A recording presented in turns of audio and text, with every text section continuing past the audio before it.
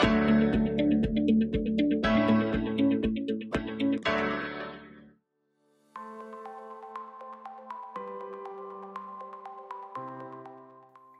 को नमस्कार। हिंदी के एक नए वीडियो में आप सभी का हार्दिक स्वागत है। ब्लॉग क्या है ये तो कुछ जान चुके हैं आप पिछले वीडियो में ही, लेकिन ब्लॉग लेखन करें कैसे ये सीखेंगे आप आज। हो सकता है सही तरीका जानकर और थोड़े अभ्यास के साथ आप ही के सिर पर सजे बेस्ट ब्लॉगर का ताज। तो चलिए शुरू करते हैं और देखते हैं कि आखिर ब्लॉग लेखन कैसे किया जाता है। तो हमने जो पहले ही जान लिया था पिछले वीडियो में, एक बार उस पर नजर डाल लेते हैं। हमने एक तो यह जाना था कि ब्लॉग लेखन क्या है, दूसरा ब्लॉग लेखन के महत्वपूर्ण तत्व या अंग कौन से हैं, साथ ही ब्लॉग लेखन के लाभ कौन से हैं और हिंदी ब्लॉग के क्षेत्र में उत्कृष्ट ब्लॉग कौन कौन से हैं, ये हमने पहले ही जान लिया।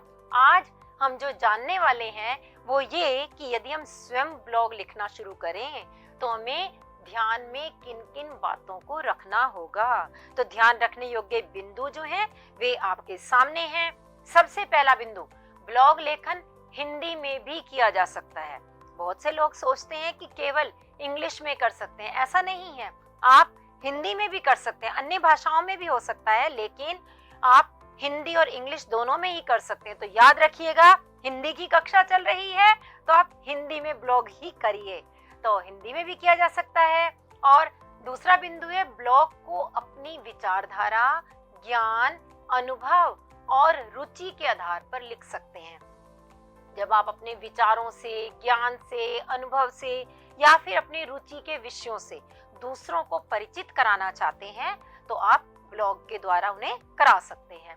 और अगला बिंदु है, ब्लॉग पोस्ट को साझा करके अपने विचारों और ज्ञान को दुनिया के साथ साझा कर सकते हैं।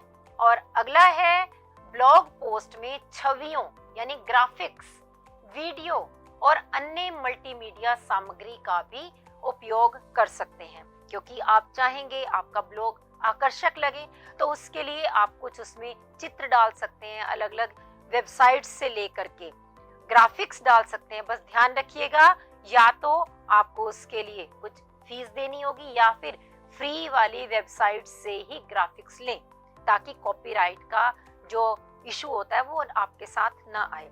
तो इन बिंदुओं का आपने यदि ध्यान रखा तो अब आप ब्लॉग लिखने के लिए तैयार हैं। आगे हम देखते हैं कि ब्लॉग लेखन की प्रक्रिया क्या है, किन किन चरणों से होकर के ब्लॉग लिखा जाता है।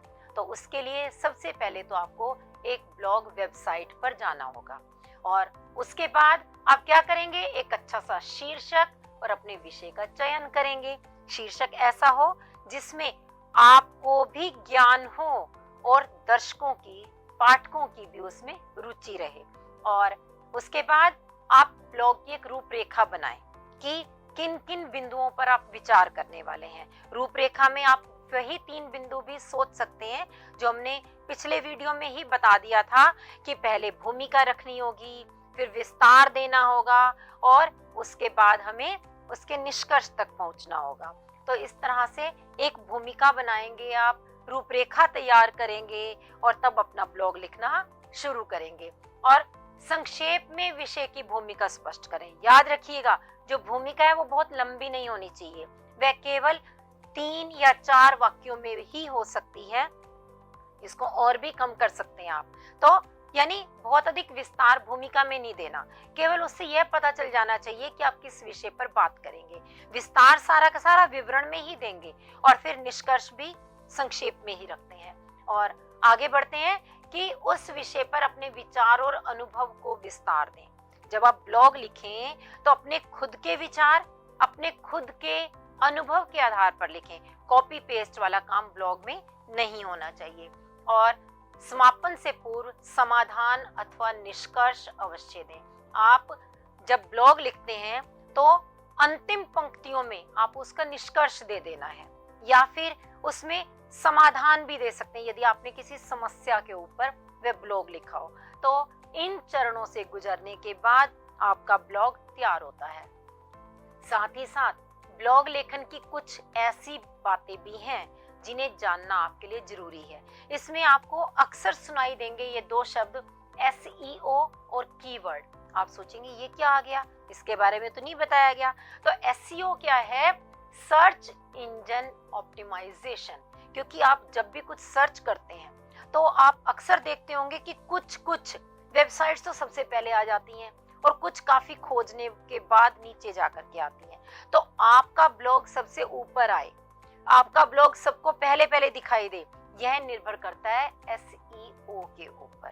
और इसमें वेबसाइटों, वेब पेजों और सामग्री को अनुकूलित किया जाता है कि कौन सी चीज पहले दिखाई जानी चाहिए और कौन सी बाद में। इसे हम कहते हैं SEO। इसके विषय में और अधिक विस्तार से यदि आप जानना चाहेंगे तो इस पर हम एक अलग से वीडियो बनाएंगे। आगे है कीवर्ड। कीवर्ड यानी कई शब्दों का समूह भी हो सकता है या केवल एक शब्द भी हो सकता है, जो कि जब लिखा जाता है शीर्षक के साथ तो उससे वह विषय तुरंत वेबसाइट पर सामने आ जाता है। ऐसा क्यों? क्योंकि कीवर्ड वह शब्द होता है या शब्दों का समूह होता है जो बार बार प्रयोग किया जाता है उस ब्लॉग के अंदर। तो इससे उसे ढूंढने में, उस विषय को खोजने में आसानी होती है। तो इन दोनों शब्दों से भी आप परिचित हो गए, ये परिभाषिक शब्द थे। और इसके साथ ही अब हम उदाहरण देखते हैं कि ब्लॉग लिखा कैसे जाता है। मैंने आपको पहले ही बताया था कि ब्लॉग केवल 60 शब्दों का भी हो सकता है, 2000 शब्दों का भी हो सकता है, यानी इसमें कोई शब्द सीमा नहीं है। तो हम छोटा सा एक ब्लॉग आपके सामने लेकर आए हैं ताकि आपको तरीका समझ में आ जाए और आप इसी तरह से फिर अपने आप भी लिख सकें।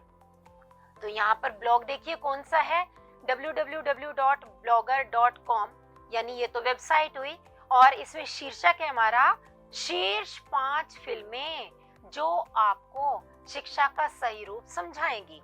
और इसीलिए हमने इसका जो शीर्षक लिखा लाल रंग से आप देख पा रहे होंगे, ये दोबारा यही का यही शीर्षक लिखा। और जो पहला ये अनुच्छेद दिखाई दे रहा है, केवल 2 पंक्तियों में हमने भूमिका बनाई कि फिल्में हमारे जीवन में बहुत बड़ी भूमिका निभाती हैं। यहाँ हम आपको 5 फिल्मों के बारे में बताएंगे जो आपको शिक्षा का महत्व व इसे पाने का सही तरीका बताएंगी। और फिर अब देखिए जो दूसरे वाला अनुच्छेद है, इसमें हम विस्तार देने जा रहे हैं, विवरण दे रहे हैं कि फिल्में हमारे मनोरंजन का सबसे अच्छा साधन है जो हमें दुनिया से दूर ले जाती हैं और हमें नई दुनिया का अनुभव करने का मौका देती हैं। कुछ फिल्में इतनी भयानक होती हैं कि उन्हें देखने के बाद हमारी नींद उड़ जाती है और हमें अपने कामों को करने के लिए आगे बढ़ने से रोक देती हैं।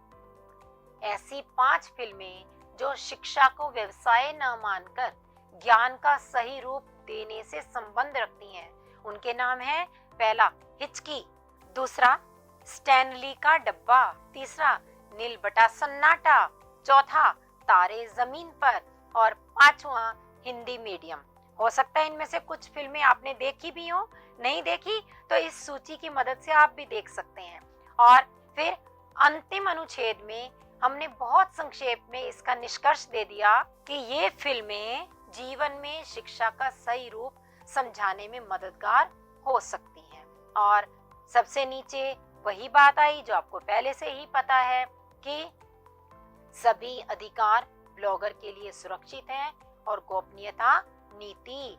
तो यहाँ पर ये कॉपीराइट देना भी जरूरी होता है।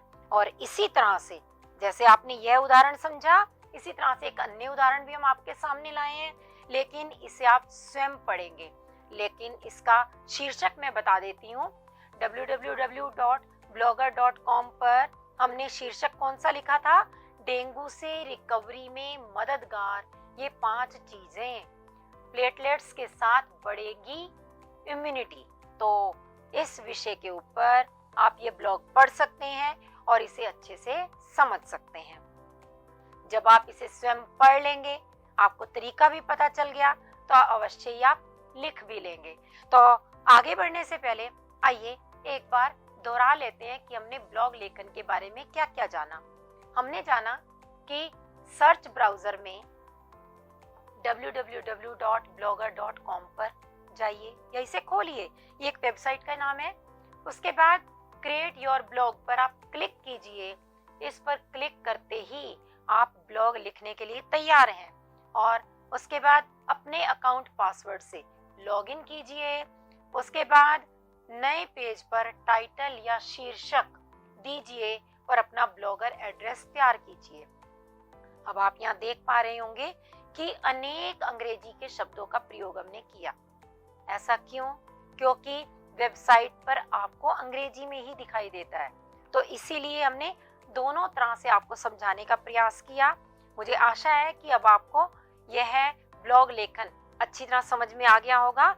और इसी के साथ ही आज का वीडियो समाप्त करने से पहले आपके लिए थोड़ा सा यह अभ्यास कार्य है कि विश्व में भारत की बढ़ती साख पर लगभग 250 शब्दों में आप स्वयं एक ब्लॉग लिखिए और फिर स्वयं जांचिए कि आपको ब्लॉग लेखन कहाँ तक समझ में आया। हम फिर मिलेंगे अगले वीडियो में। नमस्कार।